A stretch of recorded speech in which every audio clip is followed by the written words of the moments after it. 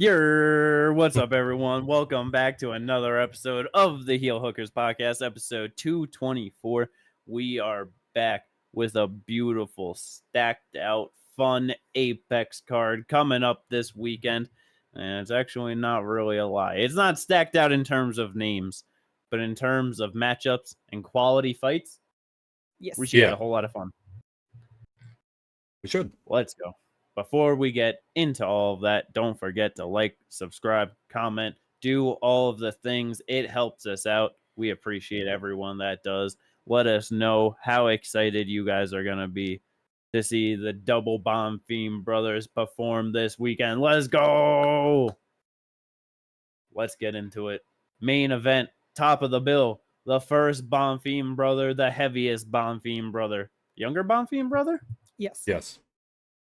Gabriel Bonfim, first UFC main event for him after his good win over Stephen Wonderboy Thompson. I say good. It was a close one, a bit disputed. You know what I mean? Went to split decision, but easily the biggest win on his resume to this date. Got him main event at the Apex against UFC vet and Randy Brown. Been around for a while at this point. What, almost 10 years, I think. What's I want to say debuted in He's got 20 fights in the UFC. Yeah, 20 UFC fights. Yeah, debuted in 2016 at 6-0. Yeah, crazy. Absolutely wild. Fought so many good fighters, so much competition in the UFC. This is definitely going to be a very good test for Gabriel Bonfim moving up in the welterweight division. Randy Brown has consistently been one of those fighters where it's like you got a good win over him, you're getting that top 15 spot fighting them. So to get the win over Wonderboy, with it being such a rough fight, I really do like that they aren't pushing him right against a higher ranked fighter. Fight for your spot, 5 rounds, main event, biggest moment, you know what I mean? And just, I really like this one for him. How do you guys feel about this fight heading into fight week? I agree that I like this for Bonfim, where it's like, it was a close fight with Wonderboy. Although Wonderboy definitely a harder matchup for him too, though his style of fighting being heavy on the grappling. It was nice to see that he's been improving on his striking because he's looked good his last couple of fights with that. But with this fight, I like the step back to make sure that he is ready for this. But I think he is, and I think that he can beat Randy. Randy Brown obviously has a 6-inch reach advantage on him. He's 2 inches taller, but we were talking about it earlier, how Randy is not good at using his height or reach and keeping people back. And he gets backed up too easily. People get on the inside too easily. And Bonfim is a solid wrestler and grappler. Yes. Majority of his wins come by submission. He is very good at just finding that choke, whether it's Gillies, Von Flus, fucking RNCs. It doesn't matter. You know what I mean? Bro's going to get it. And I just feel like he's going to be able to do it over Randy, I know he's only been subbed twice in his life. It's not like he be getting finished a whole lot. I just believe in Bonfim's finishing ability over Randy. You know what I mean? No, I definitely get it. Oh, yeah. I understand what you're saying. I'm definitely someone who's been more on the side, historically speaking, on the side of Randy Brown. I remember taking him over Jack Della Maddalena back then. That was a bad idea. I like Randy. I think he's a great fighter. No, I know. I really do. I'm just saying, historically, I've always been the one who's kind of more on his side, going, and picking him. Yeah. I'm definitely still on that side. But it's like a 55-45 thing where I'm like... I've actually went 100% on his fights looking at his... That's really funny. Yeah. Sorry. Go on. No, that's just funny, no. But, no, the thing I'm just saying is, I'm 55-45 towards Randy Brown. The way I just see this fight going is, if Randy Brown is able to keep it up on the feet, he should be able to knock out Bonfim. If Bonfim is able to take it to the ground, he should be able to submit Randy Brown. It's just going to be which of those styles actually ends up being the one that's actually going to be effective and who's actually going to be able to impose their will on the other one. I do think that it's just a close one. Randy Brown. I will say, I will say on the feet, I'm definitely interested in that because I just feel like it's more to see how much Bonfim has been working on his striking, because it's like I said, like his last 2 fights, like against Chaos Williams, against Wonderboy, like his striking has been looking so much better, just much more clean, much more technical, and much more comfortable within his striking, because I feel like that was a big thing at first, is it looked like he was so rushed and just kind of like, just, you know what I mean? Just kind of like, I need to scrapping. Like, like I just need to get in there and I need to get the takedown. But he just looks so much more comfortable on the feet that even if he doesn't get the takedown right away, I would like to see it, you know? No, yeah, I definitely want to see what it's going to look like on the feet. And obviously, every fight starts on the feet, so he's going to have to use the striking to be able to get on the inside. Especially with Randy Brown, because Randy Brown can keep it at distance. He's not like we said, he's not the best at keeping it at distance, but he will keep it at distance until Bonfim engages with him, and that's going to be the big thing, is like seeing like how is he going to be able to get in on the inside, is he actually going to be able to do it, and how he's going to be using his striking to do that. It's just one of those things where Randy Brown, been around so long, has definitely fought a lot better strikers, because like Chaos Williams is a one and done type of striker where he's just trying to hit you with that one huge shot, get you out of there. Wonderboy Tom's a lot more of a counter striker on the back foot, will do his blitzes, but most of the time he's trying to counter strike and all that. So it is just going to be very interesting to see how it is going to go, because Randy Brown also does have that knockout type of power to him.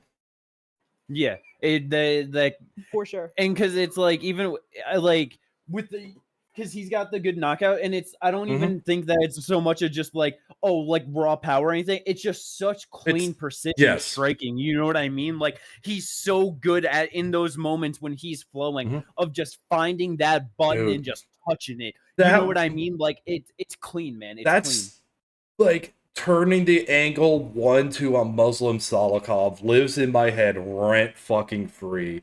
It was so good. His last couple knockouts, it's just a straight right hook, or like, you know, a straight right, it's a right hook, it's a knee, you know what I mean? Like he, like you said, just finding people with that one shot. And so that's where it's like, you know, with you saying of like, oh, curious, and like, you know, want to see like Bonfim on the feet with him, it's like not for too long. Yeah, like that's where it's just like, obviously it's one of those things where like clearly grappling is his thing, like you said, especially choke specifically. Bread and butter, he can lock him up no matter the angle, however he has to grab the grip, whatever, he's gonna get him.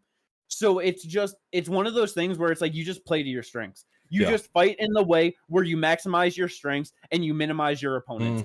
And so it's like, obviously it's always good to see the improvement and to see like the constant growth of it.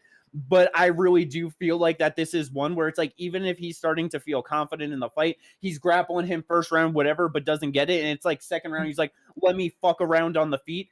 It's just way too risky that it's like, I kind of don't want this to even be the fight that he fucks around at. That it's like, because it would be nice to see him do good on the feet, where it's like, yeah, if he's able to just close that distance, put some strikes to his body, to the head, and he's just actually like on some JDM type shit where he folds him up, gets him down, and then gets the sub. Like that would be incredible to see. I don't even care to see it. Just fucking, this is your moment. Absolutely show out, defend your spot, go out there, blast double, get the takedown, dominate position, get the choke. First round, make it clean, look awesome. No, yeah, very true. And you know what's funny is actually all 13 of his submission wins come by some form of choke. I thought that they did, but it's like, like you said earlier, it's like Doris, Von Flu, Gilly, rear naked. Like it does not matter how triangle he will chokes, find the choke. Arm triangle chokes, So that's where it's like, I feel like this would definitely be, and then because it's one of those things too, you just got a big win over Wonderboy, so that it's just like, if you go out there and lose to like Bonfim, or not to Randy Brown, you know, for Bonfim, it's just like, that's only gonna maximize the like, you should have lost to Wonderboy. You know what I mean? You're not a top 15 guy. You don't deserve to be here. Like all of those things. So just play it smart, get it done, and look good doing it. No, 100%. I do agree with those sentiments. Like, it is one of those things, like, no, maximize your strengths, minimize the weaknesses, try and just, and then, like, minimize the strengths of your opponent, maximize their weaknesses. Like, I definitely agree with that philosophy. It is just one of those things where it is going to be a bit rough. Like, Randy Brown does have good takedown defense, and he did, like, getting in on the inside of him does not mean you're safe. Like, we saw what happened with Nicholas Dalby, that perfect, like, right hook, just clean on the chin, knocked him down, knocked him out. Like, it's just one of those things that it's going to be very interesting to see how Bonfim is able to handle that, because I do think, like, the technical striking of Randy Brown can give him issues, because he is more of a pressure forward fighter as opposed to a counter fighter. Like, he could start to back Bonfim up with his power, and it will then make those takedowns even harder for him to get. Yeah. Like, easily see the path where Randy Brown can give Bonfim all sorts of problems, and this ends up just being a very big win for him. But I'm super confident in the ability of Bonfim to be able to go out there, handle this fight in the way that is just good for him and gets it done looking good. Because that's where it's like, I feel like with just, to your point of like, he's working on his striking, it's getting better. I feel like, because, bringing up Nicholas Dalby, Dalby is not as like fast and explosive as Bonfim is. So it was just a lot easier for Brown to like just catch him in that moment. I feel like as long as Bonfim isn't just like overconfident and just sticking around, like throwing combinations in the pocket, it should be so easy for him to use his hands to get in range, land something on Randy, get him covered up, and then just grab him up and start the flow of it. I really don't think that should be too difficult for him. No, it probably shouldn't. Like, the thing is, like, also, I think one of the strategies that Randy Brown should use is he does need to mix up his targets. He needs to go to the body. He needs to go to the legs. He needs to go to the head. He can't just keep it, like, head and legs. He needs to mix it up completely, just so that way to keep Bonfim on his toes. Like, make sure he's, like, you're just keeping him honest. Like, you're making sure he knows, like, hey, I'm going to rip to the body. I'm going to rip to the head. I'm going to go downstairs, back up top, downstairs. You know what I mean? Like, yeah, keep him honest. Yeah, and don't kick to the body either, because that's gonna be too easy for fucking Bonfim to grab those skinny legs and just start something going. You know what I mean? Just punch to the body, uppercuts, hooks, get your arms in position for underhooks on the grappling. Exactly. But yeah, it's a good matchup at 170 pounds. I do very much hope that Bonfim gets it done, but like I said, do have the confidence that he will go out there and shine and just continue that ascension up on in the division. I do have a question. Like, if Bonfim does win, who do you guys want to see him go up against next? That is a good one, and that was exactly where my brain was going to next. Of it's just like, if he does get it done and look good, it's just where is that actually going to put him in the division? And like, I feel like a realistic fight that would be next for him, like from the UFC, would be Jeff Neal. Because he's always the guy, he's around, he's open, and you know what I mean. It's like, unless Gilbert Burns came back for like a fight, I'm not even counting Colby. Yeah, and now we're in the top 10, where it's like all people that are fighting up, with like Prate's fighting fucking Leon and Morales fighting Sean Brady. Buckley is out, but now we're at 7, where I just don't think that he's gonna fight. Yeah, you're not gonna jump up that high off of Randy Brown win, right? I just feel like he's going to end up with Jeff Neal next if he wins. Yeah, just like real quick on it, like it, because looking at that, it is kind of crazy that it's like, what other division that literally as soon as you pass double digits and get into the single digits, everyone's like in title contention. You know what I mean? No, like, everybody is in talks or in fights that put them in title contention. I was about to say, like, it is kind of crazy what's going on, and we've been talking about it, but it's like, it really is wild that like that is where we're at. Yeah, the only two really in there two that aren't in title content, like who like their next fight could potentially be a title fight, would be Usman and Buckley. And even then, Usman. It's funny because those were the two people I was thinking. And even then, like, Usman is 1 win away from being into another title fight, potentially. And then Buckley, he probably only need, depending on what happens, if someone has to pull out and then all of a sudden he gets, like, let's say, because I know, like, there's been talks about, like, Usman versus Bilal or something. And then let's say, like, Usman has to pull out, he steps in and then somehow beats Bilal. It's like, automatically now he's in title contention. He just beat a former champion. Yeah. No, yeah.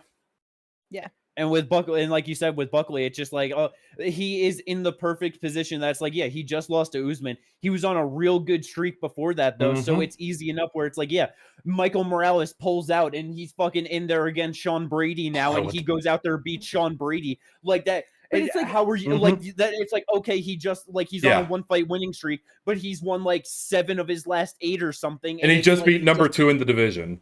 Exactly. And it's also like, obviously, timelines aside, and the fact that there's only one champ to fight, nobody is, like, technically speaking, 3 fights away from a title shot. You know what I mean? Yeah. Like, they could all easily be like, their 3rd fight is that title shot. Yes, exactly. Like, that's the most interesting. God damn, you just bring up this Buckley Sean fight. I still want to see that fight because it's 2 of the smaller guys in the division. I think they're both 5'10", and just balls and muscle, but fight in completely different ways. No, yeah. It's like definitely like after Buckley versus Usman, it's kind of like okay, a little bit, yeah. It's like it feels like Sean just Sean probably runs him over, him, but like, and especially in that scenario where it's like if Morales pulls out, Buckley takes it short notice. Like I do not favor him in that fight at all. Especially a short notice just one, like but... it is crazy that literally everyone 1 through 9 is all right there in an opportunity of what because most of them are already booked, so it's just like a big win. Timelines, whatever, could easily be up next. But so it's like to go back, where does that put Bonfim with a win? It puts him at Jeff Neal. Jeff Neal, Gilbert Burns. And it does just fucking suck that it's like just one of those things where it's like trying to see guys move, but it's like with everything added, you can really only get those small incremental like push-ups. Because the thing is though, is that it's like if he beats Jeff Neal, now that's perfect time for all of these fights to have happened, and now somebody's going to be coming off of a loss where now it's Bonfim versus whoever's coming off of a loss. Yeah. Or maybe he just still looks good against Jeff Neal and they're like, you know what, this person is like, simply open and willing. Like, literally, I forgot, like on this card, on on Madison Square Garden, 322, right? Yeah, 322. Yeah. There are 3 welterweight fights going on, all high-ranking welterweight. Jack Della Maddalena versus Islam Makhachev, Leon Edwards, Carlos Prates, Sean Brady versus Michael Morales. Any of those fighters could potentially be ready for a fight, especially like someone who's on the lower end. Let's say Michael Morales loses potentially against Sean Brady. He's still gonna be number 8. You could jump him up to number 8. If Prates somehow loses to Leon Edwards, you could jump him up to number 9. Not be crazy. Like it would just be like one of those things where it's like those guys should be ready on a very similar timeline to Bonfim, that you could get something going along with that. 100%. Like that is for sure. And then because it's like I know that you obviously we're just like, oh, now I'm gonna bring it up, but it's like honestly for me, Bonfim gets a win, I would love for him to get the Colby fight. I'm sure that would be like unlikely thing, but it's unlikely. Like, that would honestly be the fight that I would love to see next, because it's one of those things where it's like no matter what, it's going to be either like a main event of a fight night and it's going to get like it's going to be on the road, it's going to get a lot of attention, or it's going to be a good placement on a good pay-per-view. It's going to be a whole lot of hype. You're fucking Brazilian, so Colby's going to fucking be going just off on all the things. It is such a match-made fight for him that such an easy submission win for him over Colby that it's like you're gonna shine. It's a big moment. Great, I would love that for him. And then personally, just on a side note, if Randy Brown does win, I would love to see him versus D-Rod. Yeah, that is a fun fight. That's probably Randy Brown wins. Yeah, at best he's getting like the D-Rod Jeff Neal fight. Yeah, like, that is like that's the highest he will go until he fights them, and if he wins that, then his ranking. Yeah. So yeah, it's with a big win for Bonfim. There's definitely, like you said, like depending on how MSG plays out, he could get a real big fight after this. Yeah. So yeah, and for Randy Brown, we'll see. But let's go Bonfim. Yeah, dog. Co-main event. What in the absolute fuck is going on here? 2-2 Joseph Morales taking on Matt Schell at 7-7. Both 50-50 in the UFC right now. Listen, what I'm going to assume is that Joseph Morales, 31 years old, he is the tough winner. He went 1-2 in his first run in the UFC, and his first loss was to fucking Figgy. And then he lost the split decision, and that's when he got cut. But it's like he's back. He's been looking good. His submissions and grappling just been very fun to watch, where like I wonder if they're like, you know what, let's put you in this big spot on an Apex card, because they're probably trying to shoot him in for new contenders. And this time he's not a 23-year-old inexperienced, you know what I mean? Like, so that's why I figured that he's probably here like this. Yeah. And then it's Matt Schell. Yeah. He's fun. Matt Schell is fun. Kill or be killed. Yeah. Yep. Coming off a win over Jimmy Flick. Very sad. Yeah. It's just more of like co-main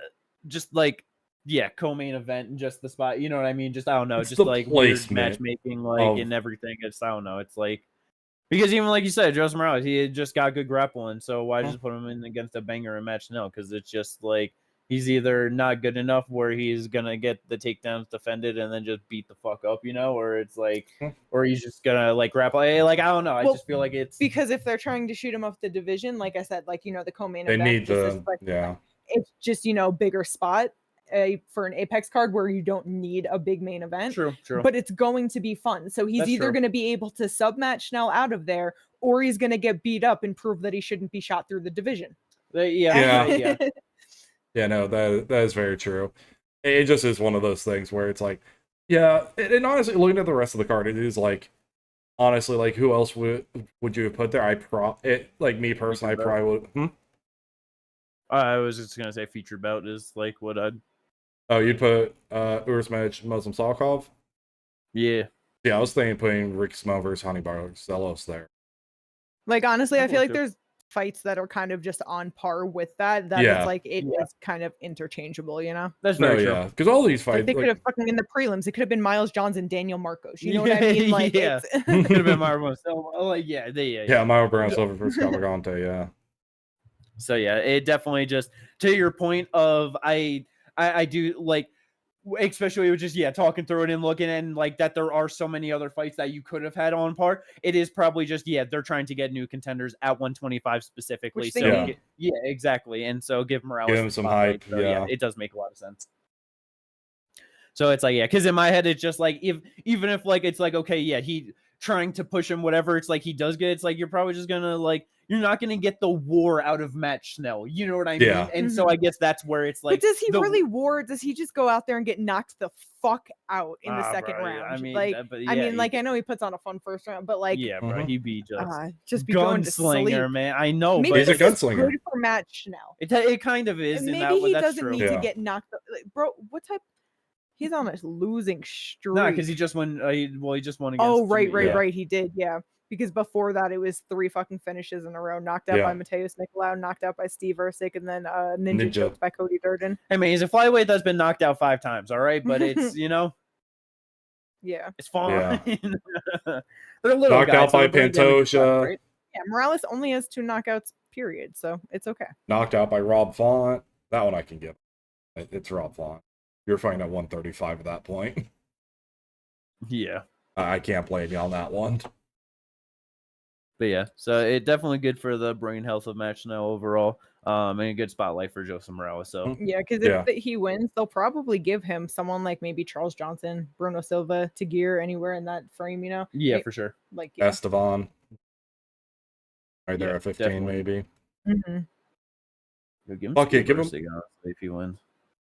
Fuck it, give him another tough winner. Give him Tim Elliott. Bro, Tim Elliott cooks him. Yeah. Let's do it.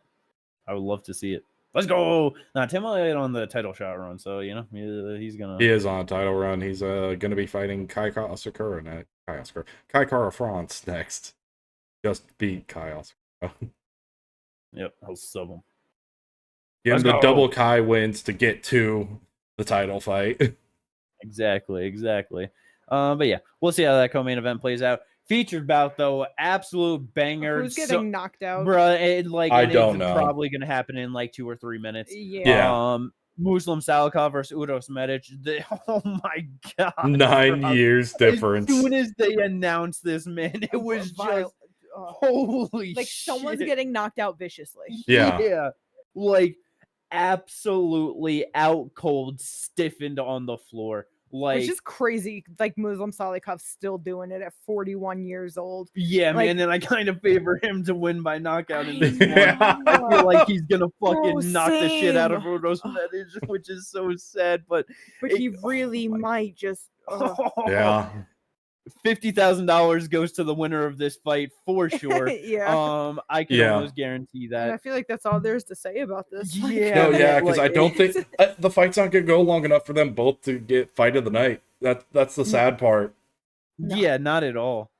And it's because it's one of those things where Uros only been knocked out one time in his career, but it is like against Puna 31 seconds in. And it's one of those things where it's like, if Puna could clip you 31 seconds in because you're being aggressive, Muslov can easily do that. Like that. Bro, respectfully, I'm a Carlos Leal fan. Yeah. I respect his fucking chin. Bro, watching him just that right hook, putting him out in less than a minute. Medic's been knocked out before. He can knock him out. Yeah. Like that. And it's just crazy too, because literally it was right hooked for him in that knockout loss to Puna. So it's like literally same strike. I was about to say, Muslim Salikhov still doing it at 41. Only been knocked out twice. Yeah. Randy Brown and the fucking Leech. Yeah, Li Jingliang and Randy Brown, like, you got to have some technical strength if you're going to knock him out, or you have to have, like, just dumb power. Yeah, bro. Dude's got a spinning heel kick knockout in the first round over Melvin Gillard. Like, granted, that was 2017 when Melvin was 32-17. He has a spinning wheel knockout last year. Yeah, I was going to say, he spinning wheel kick Son Kanon last year. Like... No, but it was just Melvin Gillard, just that fighter. But it's like, it's just like, dude, this dude is an absolute monster. Like, that's crazy. Also made his pro debut 14 years ago, only in 2011. That is crazy. 27 years old Muslim Salikhov was when he made his debut. There's still time for me. To be fair, he was in competition before that. Yeah. Fighting for the Kung Fu King World Championship. Yeah. Dude's a monster, though. I love Uros Medic, but I'm definitely expecting Muslim to pull out a win, probably sub-minute, but I doubt this goes past 3. Real quick, because I know you guys haven't looked before. What weight do you think he was fighting at for those competitions? I don't know. Let's say fucking 205. Katie, any guess? Yes, heavy. Yeah, 190. Was he a little man? Was he 155? No, he was 198. I was like, when I came in here and saw that, I was like, wait, what? 198? Hey, that's honestly not too surprising. It's like he's a 170er. I'm sure that's about his walk-around weight. Most people probably is his walk-around weight. Like, most people. I feel like competed at judo at almost 180. That's different. But that's where I feel like, just general, like, other sports, people compete much closer to their walk-around weight, and then they come to MMA and they cut weight. He might have walked around at, like, 205, did, like, a little, like, shortcut, and then... Yeah. But, absolute banger at 170 pounds of that feature bout. Like I said, $50,000 to the winner, for sure, for a performance bonus, no doubt about it.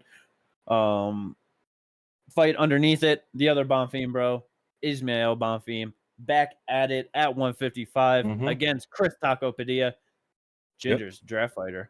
Do you have Gabriel Bonfim on your draft? No. Okay. I didn't. Do you have Randy Brown on yours, Ginger? I do not. Okay. I thought there were Cavalcante. Is it just this one? Yep. Okay. Oh, you have Cavalcante.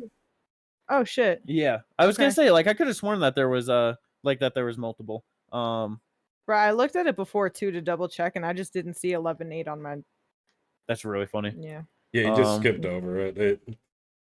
I have too many fighters. Yeah, you do. It's not fair. Either way, Ismael Bonfim, he is back. Had that rough loss in his last one against Nadim Salikhov. Yeah, I don't remember what happened with the doctor stoppage. Did he have a cut? I'm pretty sure it was a cut with the eye or something like that. Yeah, I can't remember, but I'm pretty sure that's what it was. Yeah. But I definitely remember that he was pissed off that he couldn't continue the fight, and just one of those things. But on a low rough run overall, lost 2 of his last 3 fights, both ended in the first round. Losing to Benoit St. Detroit, gets the win over Vince Pitchell, which I thought that was going to be a rough fight for him, and he won that very good. Yeah, he looked real good in there. Yeah, and then the Nazim Salikhov loss. But going in against Chris Taco Padilla, who is 3-0 in the UFC, split decision win. 3-1. Yeah, split decision win over Jai Herbert, got the win over Rong Zhu and James Yontop. Very solid, like, going 3-0 so far, but I I do think that Ismael should be able to get it done over him. Honestly, I'm favoring both the Bonfim bros to come out with wins tonight. Yeah. I know Taco is on your draft, Ginger, but I am rooting against your boy. I am sorry, not sorry. Yeah, I'm rooting for him, but like it is one of those things where I do think Ismael should be able to win this fight. I do think he just has better skill all around, and also his activity is gonna, I think, potentially overwhelm Chris, because Chris sometimes just doesn't do enough, especially like when you watch the Jai Herbert fight. He just wasn't doing it. Or like, I'm surprised, even like after the fight, I was kind of like, okay, I'm kind of surprised you won that one. Yeah, I don't really remember that one too much, honestly. Oh God, but 0 for 6 on takedowns against Jai Herbert. That's rough. That is. All right, he's getting subbed. Yeah, probably. Maybe he just gets knocked out. I don't know if he's ever been knocked out. His Bonfim, Ismael does have way more knockouts over subs, but that's true. 0 for 6 on a guy who has a 66% takedown defense, which means 66 isn't bad. Okay, but here's the thing. Not great, but it's not bad. Here's the thing, though, Jimmy. He went 0 for 6. Yeah. How much is that propping up his takedown defense? That's very yeah. That's very true. He was probably at least in the 50s before that. I was about to say, I don't know. Like, Renato Makano went 5 for 7 on him. Ronaldo 2 for 3. No takedowns in his next fight. Ilya went 1 for 4, so that's helping it. Kyle Nelson 0 for 4. Hey, there you go, you know? Yeah, he did almost kill Ilya, though. He did. And then he got destroyed. And then Ilya came back to kill him. Yeah. Fucking one punch obliterated him. Oh, yeah. But, let's go, Bonfim. I have confidence he gets it done. Hopefully it looks good in it. He should be able to win it. Finish, hopefully. That'd be nice. Hell yeah. Both Bonfims looking good. Would be the best case scenario. Let's go. 2 more fights on the main card, though. Ricky Simone taking on Raoni Barcelos. How you guys feel about that one at 135 pounds? That's a solid fight. It's solid, and I'm not sure who's going to win. I think Ricky should be able to get that done, honestly. He should. I feel like he's going to be more aggressive, just more physical. Probably be able to win out in all areas, honestly. He averages 5 takedowns per 15. That's a lot. Not that surprising because he is a wrestler, but like, damn. Yeah, that's a very good number. He's got a 2-inch reach advantage. 15 fights in the UFC now, too. So, like, yeah, he's on a nice 2-fight win streak. Knockout over Zubi. That was sad. Yeah, and then unanimous decision over Mudman. I do kind of wish we got the Charles Jourdain fight. I thought that would have been very interesting to see. Just stylistically. Yep. And then, Barcelos at, 38? Yeah, 38 years old now. On 3-fight win streak himself. Got the finish winning over Cristian Quinonez. Then the nice decision win over Peyton Talbot. And then got it done over Cody Garbrandt. The thing is, it's like, they're good wins in terms of like, him being older and all that. Like, it's unproven rookie. Like, essentially a prospect that we thought has potential to do something, and then just was able to take advantage of his inexperience and like lack of takedown defense, and then someone who's kind of washed. It's one of those things where like it's a good 3-fight win streak. I'm happy for you, but like, how much can we actually take from this? Like, I think this is the test, because they were like looking at because he was calling to get into top 15. It's like, this is the test to see like, okay, is this a real 3-fight win streak? You know what I mean? No, yeah, for sure. It's like, it's crazy because just like I remember like him getting it done over fucking Said Nurmagomedov, and that was like such a big upset win, and like that got him into the top 15 and really had him as like that guy that was always, like right around there. And it just crazy thing about it, that it's like, that was 2019, almost 6 years ago now. Like December 2019. And it's just like at 38 years old, almost like, like you said, like this is the test, but if he gets it done, he is right there in the top 15 for sure. Yeah, may not be ranked, but will probably get himself a top 15 fighter. He might get like a Marcus McGee, because he's already fought Kyler. Vinicius might be fighting out. He might get Rob Font. Rob Font's gonna need to defend his spot. Yeah, the winner of this might just in general get Rob Font. I would be A-okay with that. Yeah. Let's go see how that one plays out at 135 pounds. But yeah. Last fight on the main card, 185-pound contest. Marco Tulio taking on Christian. Leroy Duncan. How do you guys feel about that one? Silence fills the room. There's just not a lot because like Tulio is 2-0 in the UFC against Ihor Pottier and Trayshawn Gore. That doesn't tell us a lot. Great competition. CLD is 5-2, 2-fight win streak. I think he should be able to use his size and reach to keep Tulio out at range and be able to do what he does. Just like, hop in, hop out like how he normally does. He's got 4.5 inch reach advantage. So yeah, honestly, the way that I feel about it is as much as like I forget about CLD, he's definitely a solid fighter. Yeah. And Marco, from what I remember, kind of is just I'm walking forward and I'm putting big shots on you. Yeah. And with just feeling like CLD is just he's solid. I feel like he's probably going to be able to get out of the way, either counter it or just I feel like CLD is going to knock him out. It's very fair. Either the pressure and the power would be too much for for CLD for Marco, but yeah, I feel like CLD could probably get it done. Tulio is a slight favorite, -150, so interesting. See if anyone catches nicely on the underdog. But I feel like it's because the Marco has 14 wins, 10 of them being knockouts, so they're like, oh, he's gonna be able to go in there, pressure, knock him out, even though CLD has never been knocked out, never been That's what I was gonna say. Not only has he never been knocked out, but like we've seen it. He's tough as shit, bro. Yeah. Like even in his loss to RoboCop, it's like that was only his second loss. His first one was Armin Petrosian, which is not great. Yeah, that was such a that was a lackluster fight. I can that is the fight that I just still hold so much in my head that I just don't really give CLD much respect whenever I see him around, because it's like that was just so lackluster and not good. The only thing I'll give to him is that like his first fight in the UFC in Dusko had the knee injury early and he came back just a couple months later. And so I wonder if just, like a bit too fast of a turnaround and this feeling like his real debut, because like that win, like, I don't know if he's like, nah, it doesn't really count, bro. Like it was literally not even 2 minutes of a fight. Dude injured himself. Like I have to, because since then, like he has looked good. And then it's like, but that aside, it's like against RoboCop, he's tough as shit, bro.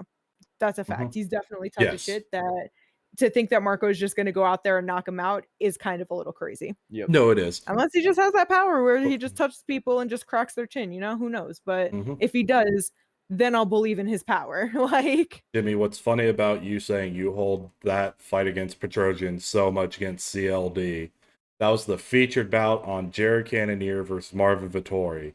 The co-main event of that was Armin Tsarukyan versus Joaquin Silva, and I still hold that left hook that Joaquin landed so Armin against him. So it's just kind of funny. We both have something from that card that we're holding against the fighter. And just going through, I did forget because it's like we've had so many spinning back elbow knockouts this year, but CLD was part of that getting first round knockout over Eric Anders. So it wouldn't be a surprise CLD gets it done. Probably will. But I think CLD should get it how done. that plays out. Main card opener. Let's go. On the prelims, though, what are you guys real excited about, and what do you want to talk about from the prelims? I'm excited to see Adrian Yanez back.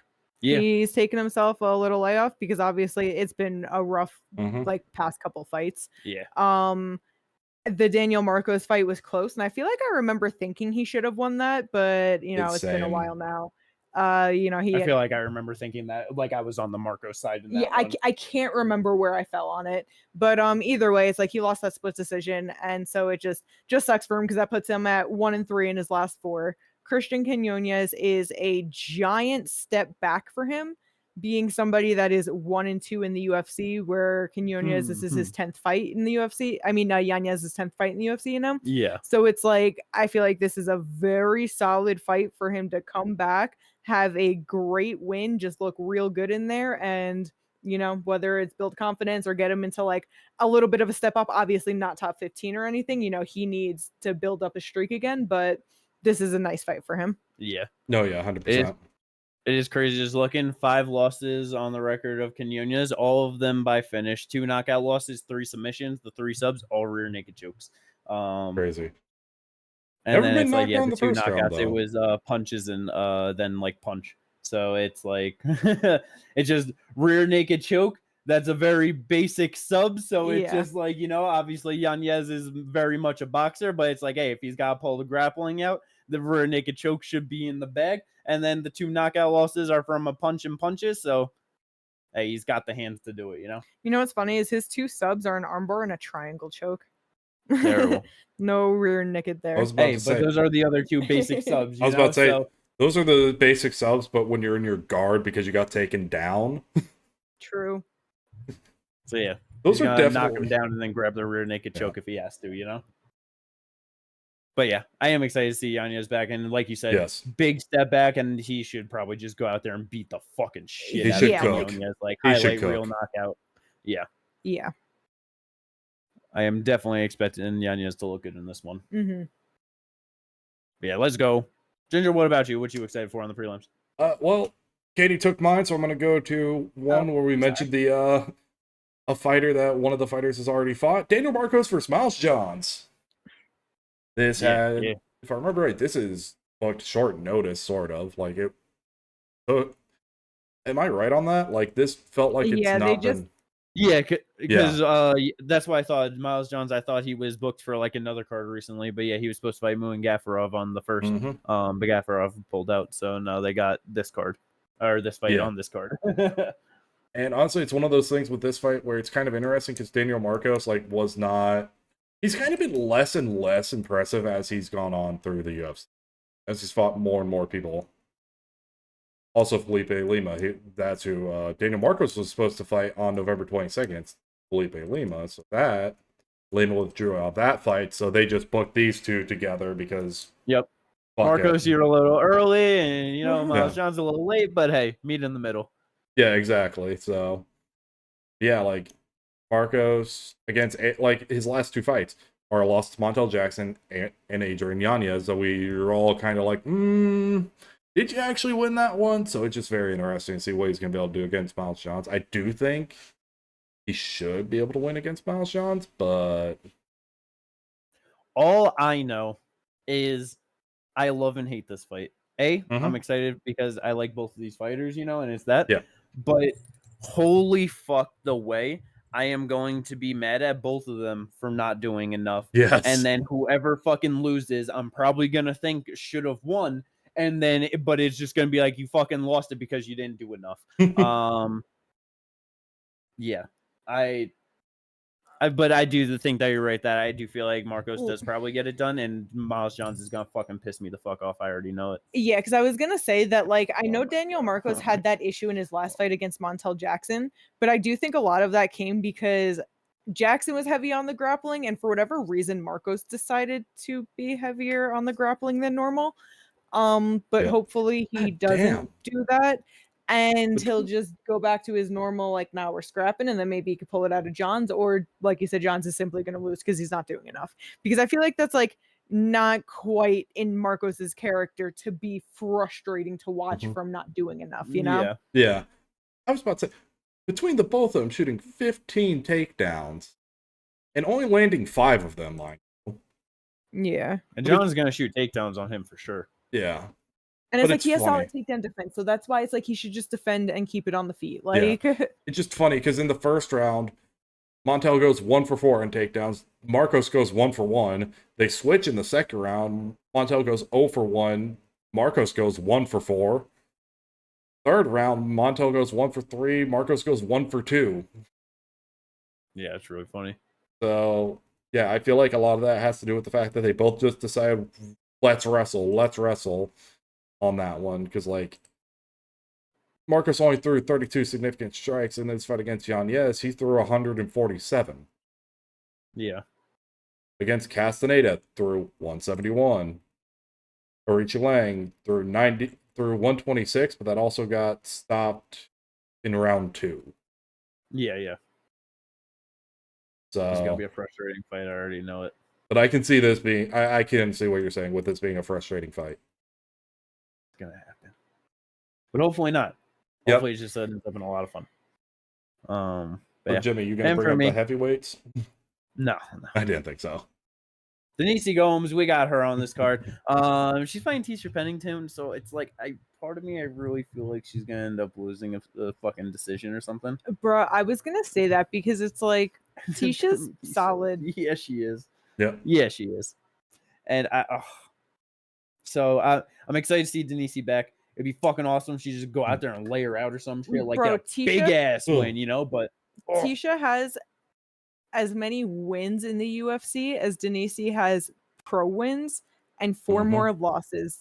So, like, just has 4 more UFC fights than Denise has professional fights. Like, and the amount of wins that Denise has, she has in the UFC. Like, I was about to say, Tecia also has never been finished.